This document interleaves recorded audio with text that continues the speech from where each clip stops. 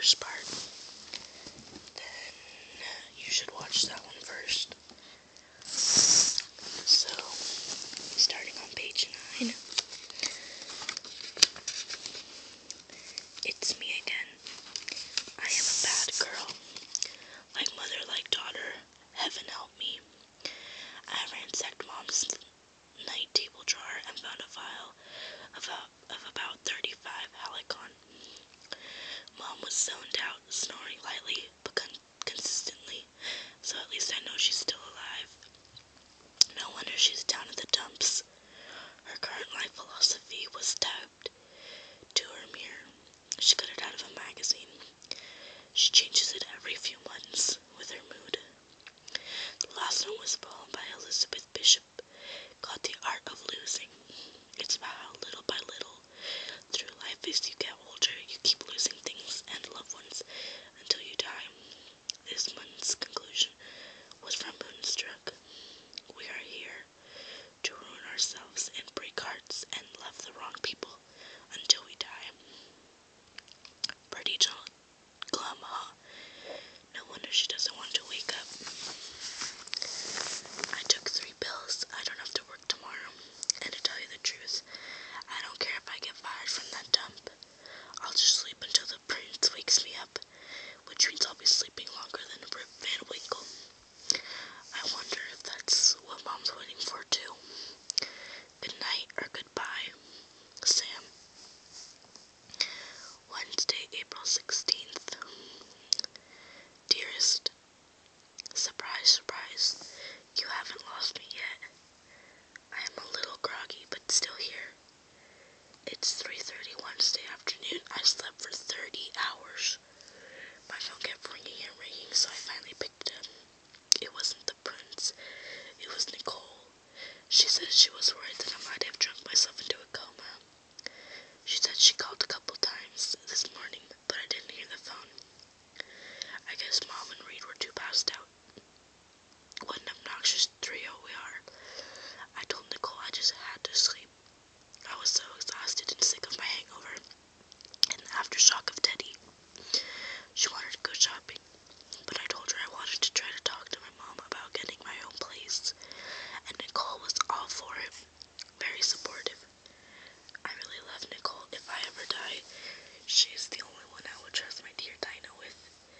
In fact, if I ever get some money, I'm going to make out a will. You never know. I just heard Mom step into the bathroom, so now would be a good time to grab her. Hi again.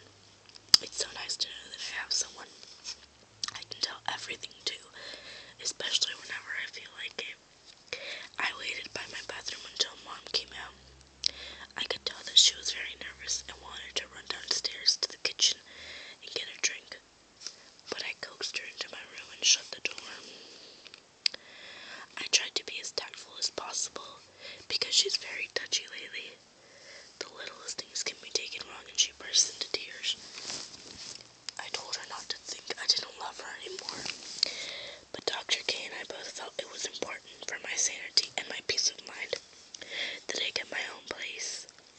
Surprisingly, she understood and agreed to help me whatever way she could. She gets these rare moments of clarity when she's shockingly sober and sympathetic and understanding, even merciful. She gets very serious when I mention Dr. K. She takes my sessions with him to heart. I think she hopes she'll hear something that will indicate I'm getting better. Mom was different when she didn't drink as much. She was always the life of the party, not the type to make anyone feel inadequate or uncomfortable. Now she's a mess. She can't even wash her hair right. Anyways, she offered to give me the security and a few months' rent until I get on my feet.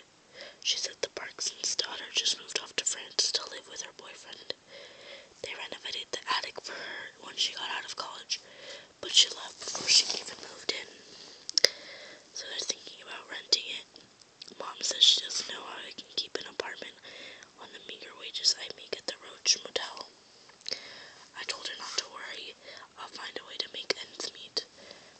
just hope she doesn't get too drunk and change her mind.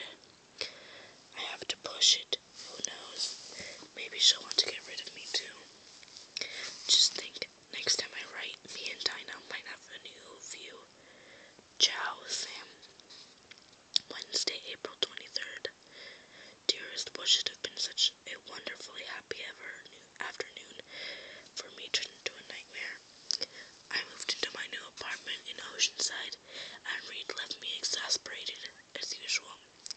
We rented a van to move my furniture. We put my futon in my bedroom. He lay back with his arms folded under his head, and said, "If you ever get lonely in this great big apartment, don't be afraid to call me. I won't tell your mother. I know how to make a woman happy, and you look like you could use some fun."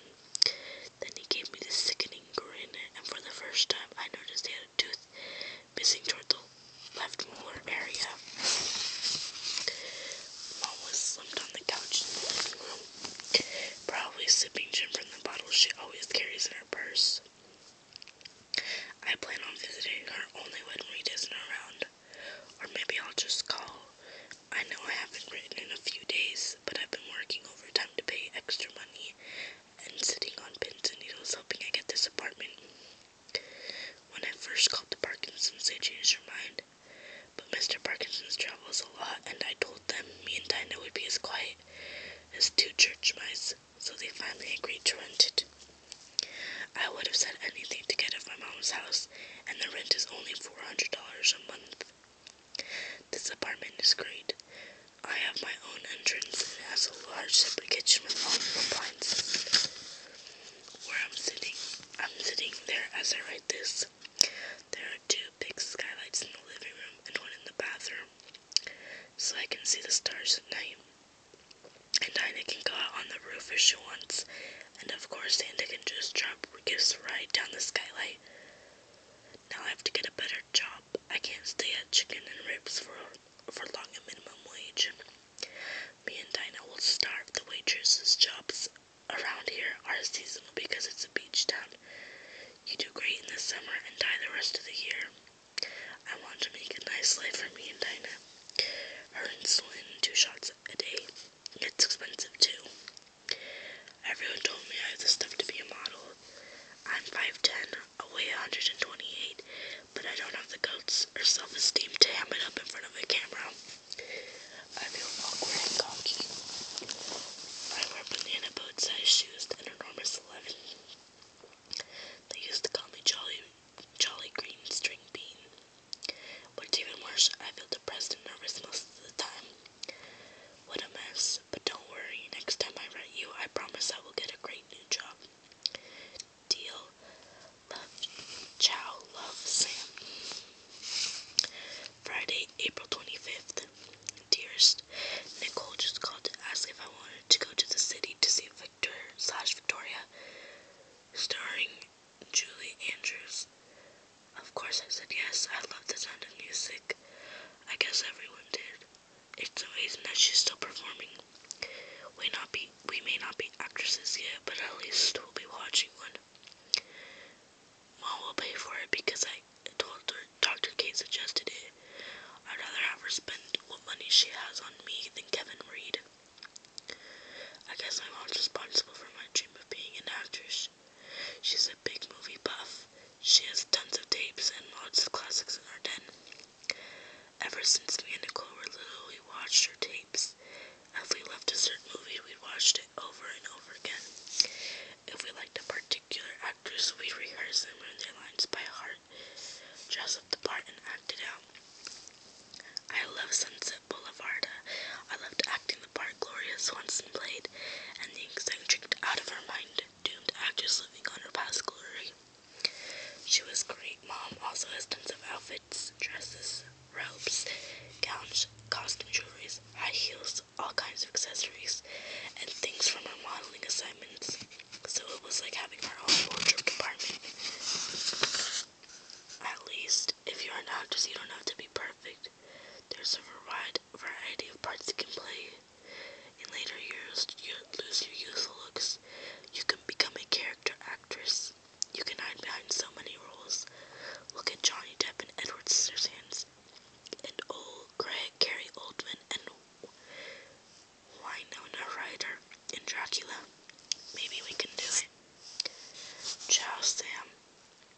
Sunday, April 27th. Dearest, Victor Victoria was absolutely fantastic. We loved it. We have to figure out how to be actresses. Not only because we love it, but there's the only way either of us will get rich, especially without college education. Nicole's father was a freelancing architect. He died 3 years ago from a heart attack while mowing their front lawn. He didn't have any insurance or savings tucked away, so she's got no money.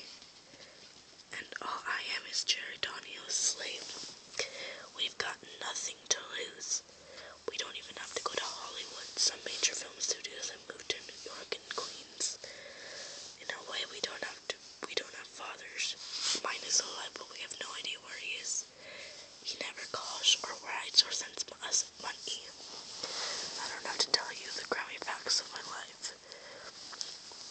Mom is almost broke and Reed is helping absorb what little money she has left. Right now, I am only concerned with 2 mouths, mine and Dinah's. Oh, Dinah, let's pray something wonderful comes our way. I have enough to last me about 3 more weeks before I have to ask for overtime. Knowing Jerry Donio, he'll make me beg. But I guess I'd rather scrub greasy pots and take his insults than go back home. The funniest thing happened as I was getting ready to go to bed. I stuck my hand in my pocket to see if any of extra cash was inside. I found a business card. Someone must have handed it to me while on the street when me and Nicole were walking to the theater. The center of the card is a red silhouette of a girl in a short dress wearing very high heels. The red dollar sign in each corner. The bottom says actress, model, dancers looking for work, and it gives you a number to call in Manhattan, Queens, and Long Island. I called Nicole and told her about it. She thinks it's probably a scam. It's maybe some kind of employment agency that gets actresses and models work, but you never know. We're sort of looking at it as a sign. We've been praying a lot lately for a break, and Mom says you meet people in the strangest ways. She got discovered by a scout in the Wallonia modeling agency when she was standing in that line at a movie theater in Manhattan. She also says that God works in mysterious ways.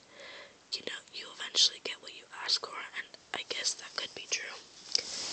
When I prayed for a cat, just any cat, God gave me Dinah, a gorgeous Maine Coon pedigree.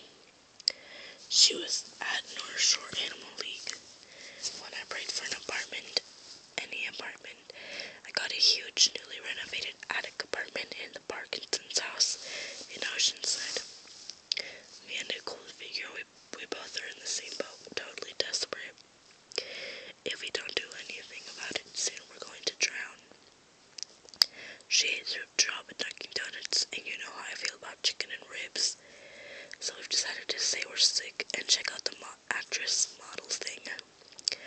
I'm not phone shy, so I'm going to call. What do we have to lose? I'll let you know what happens. I'm a little suspicious, and we may even get